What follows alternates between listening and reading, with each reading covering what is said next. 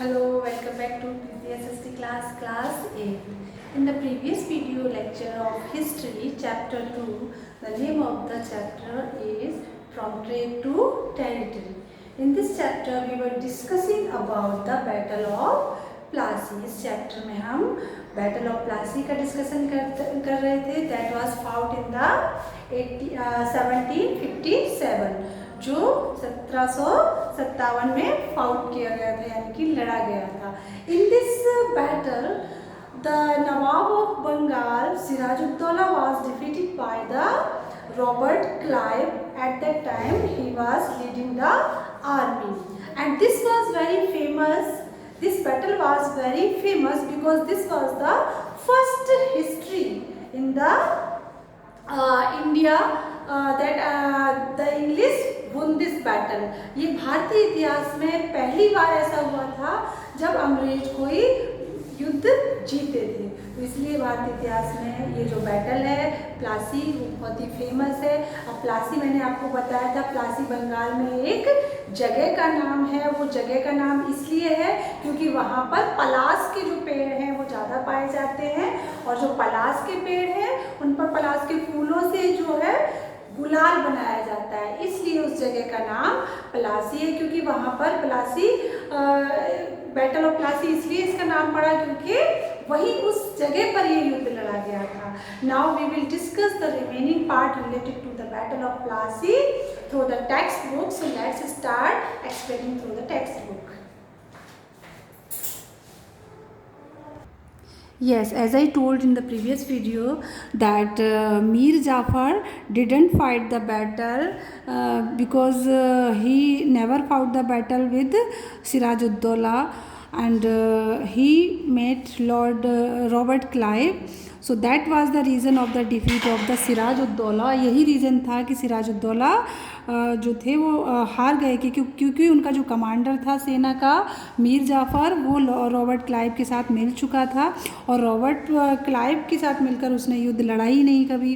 तो इस प्रकार से ये बैटल हार गए थे और ये जो बैटल था वो फेमस हो चुका था. अब इसमें सिराजुद्दौला जो बंगाल के नवाब थे उनका पिक्चर दिया हुआ है, आप देख सकते हैं. और इसमें आपको बताया गया है इस पिक्चर के बारे में. जो ये पिक्चर दिया हुआ है कि ये जनरल कोर्ट रूम है ईस्ट इंडिया हाउस का, एंड लेडन हॉल स्ट्रीट में जो है, and the court of proprietors of East India Company had their meeting in the East India House on Leadenhall. और लेडन हॉल स्ट्रीट में जो ये court बना हुआ है इसमें ये मीटिंग्स करते थे. And this is a picture one of their meeting in progress. और ये पिक्चर दिया हुआ है जिसमें एक मीटिंग को शो किया गया है कि किस प्रकार से ये मीटिंग हो रही है. यहाँ इनके ऑफिसर्स वगैरह बैठे हुए हैं. अब ये सोर्स दिया हुआ है, वन सोर्स दिया हुआ है जिसमें जो टेरिटोरियल एम्बिशंस थी, यानी कि जो क्षेत्रीय महत्वाकांक्षा थी ईस्ट इंडिया कंपनी की व्यापार के बारे में या जो बिजनेस के बारे में, अब उन पर डिस्ट्रस्ट होने लगा था और डाउट होने लगा था. तो प्लासी के बैटल के बाद जो रॉबर्ट क्लाइव थे इन्होंने विलियम पिट को, जो कि प्रिंसिपल सेक्रेटरी ऑफ स्टेट थे इंग्लिश मोनार्क में, उनको ये लिखा था क्योंकि वो वहाँ कैलकाटा में थे 1759 में. तो उनको ये लिखा हुआ था. तो इसमें क्या लिखा था उन्होंने, किसने, रॉबर्ट क्लाइव ने विलियम पिट को क्या लिखा हुआ था, but so large sovereignty may possibly be an object to extensive foreign mercantile company. I flatter myself that there will be little or no difficulty in obtaining the absolute possession of these rich kingdoms. Now I leave you to judge whether an income yearly of 2 million sterling with the possession of 3 provinces be an object deserving the public attention. इसमें उन्होंने ये लिखा हुआ है कि जो हमने ये विजय प्राप्त की है बैटल ऑफ प्लासी में, तो इस तरीके से हम और भी जगह का पोजेसन ले सकते हैं, या तो इसमें हमें जो 3 प्रोविंसेस मिल जाए या फिर जो पब्लिक का अटेंशन है उसको हम आकर्षित करेंगे, अट्रैक्ट करेंगे. तो ये सारी चीज़ उन्होंने किसको राइट की थी, अपने जो कैलकाटा में बैठे हुए थे ऑफिसर विलियम पिट को. Now next page.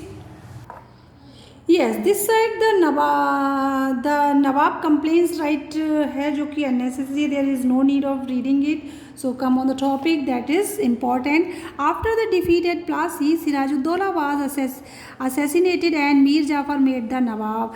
प्लासी के युद्ध जो हुआ था उसमें सिराजुद्दौला की हार के बाद सिराजुद्दौला की असैसिनेट कर दी जाती है, यानी कि हत्या कर दी जाती है, और मीर जाफ़र जो है, जो कि उसकी सेना का कमांडर था, तो उनकी शर्त के अनुसार उसको नवाब बना दिया जाता है, क्योंकि वो अंग्रेज़ों से मिल चुका था मीर जाफ़र, तो उसने युद्ध लड़ा ही नहीं, तो उसको मीर जाफ़र को बंगाल का नवाब बना दिया जाता है.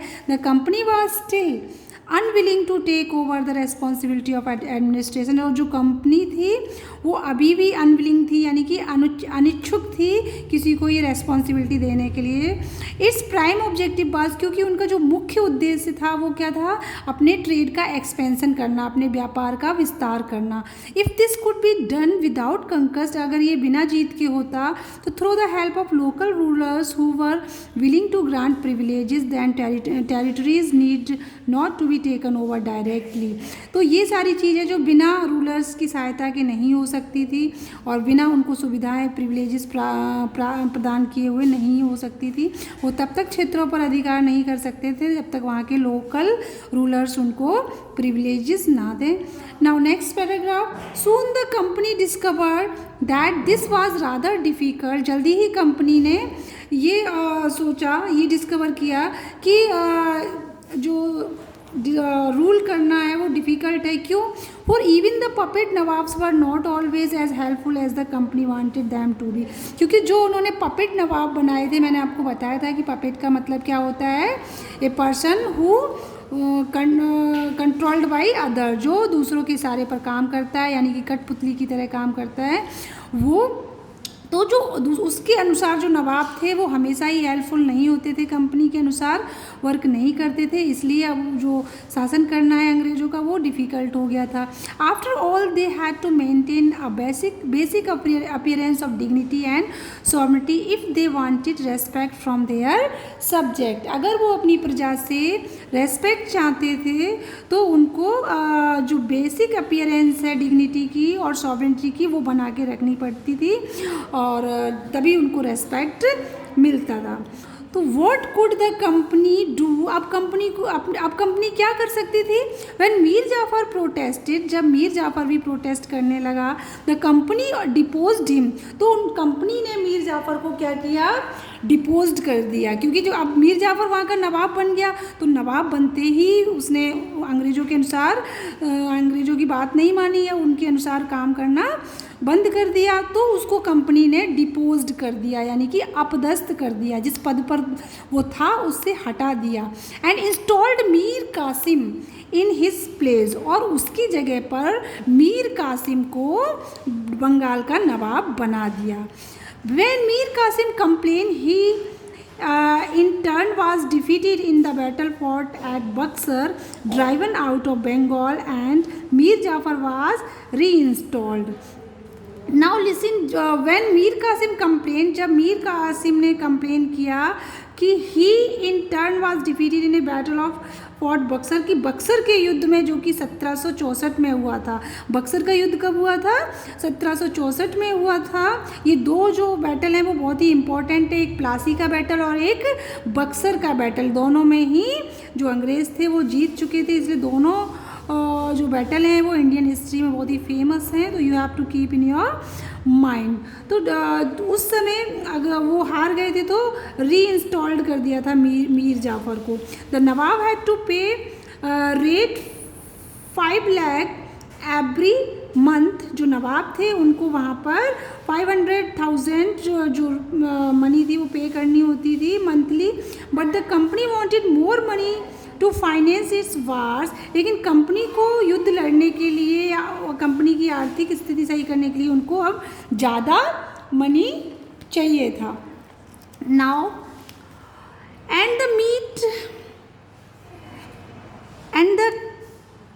Meet the demands of trade and its other expenses. Company के दूसरे खर्च करने के लिए उनको मोर एंड मोर मनी चाहिए था फाइनेंस के लिए. It wanted more territories and more revenue. अब उनको ज़्यादा क्षेत्र चाहिए था और ज़्यादा राजस्व चाहिए था.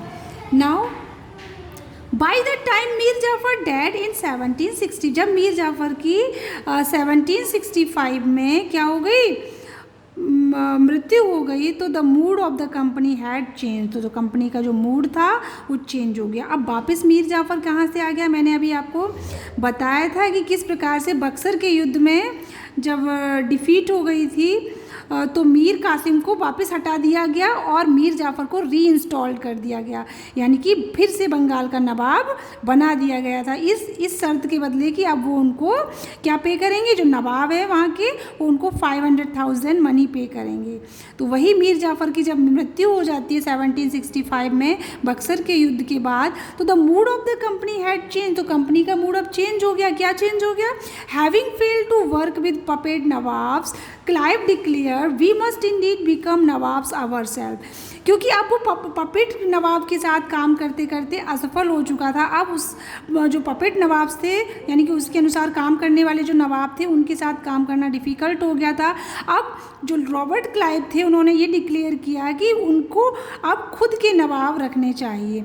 Now finally in 1765 the Mughal emperor appointed the company as the diwan of provinces of Bengal. तो 1765 में जो मुगल एम्परर थे उन्होंने बंगाल के क्षेत्रों में दीवान अपॉइंट किया। दीवान क्या होता था, दीवान ऐसा ऑफिसर होता था जो वहाँ की रिवेन्यू वगैरह को कलेक्ट करता था। The diwani allot the company to use the vast revenues resources of Bengal. अब जो दीवानी थी उसने कंपनी को अधिकार दे दिया कि वो बंगाल के रिसोर्सेज से ज़्यादा रिवेन्यू कलेक्ट करें। This solve a major problem then that the company had earlier faced. यही प्रॉब्लम जो कंपनी पहले फेस कर रही थी वो सॉल्व हो गई। पहले उनको रिवेन्यू नहीं मिलता था, अब क्योंकि दीवानी उनको मिल गई थी तो अब उनको ये प्रॉब्लम सॉल्व हो चुकी थी। From the early 18th century its trade with India had expanded, और इस प्रकार से भारत के साथ उनका जो ट्रेड था वो एक्सपेंड हो चुका था 18th सेंचुरी के स्टार्टिंग में। But it had two by most of goods in India with gold and silver imported from Britain. अब इनको ब्रिटेन से जो सोना चांदी था उसके बदले में इनको यहाँ से चीज़ें खरीदनी पड़ती थी। This was because at this time Britain had no goods to sell in India, क्योंकि ये ऐसा इसलिए करना पड़ता था क्योंकि वहाँ पर अब उनके पास ऐसी चीज़ें नहीं थी जिनको वो भारत में इम्पोर्ट कर सकें, इसलिए उनको गोल्ड और सिल्वर ही देना पड़ता था गुड्स के बदले में। Now the outflow of gold from Britain slowed after the battle of Plassey। Plassey के युद्ध के बाद गोल्ड का भारत आना अब कम हो गया था and entirely stopped after the assumption of Diwani, और दीवानी मिलने के बाद तो बिल्कुल ही बंद हो गया था।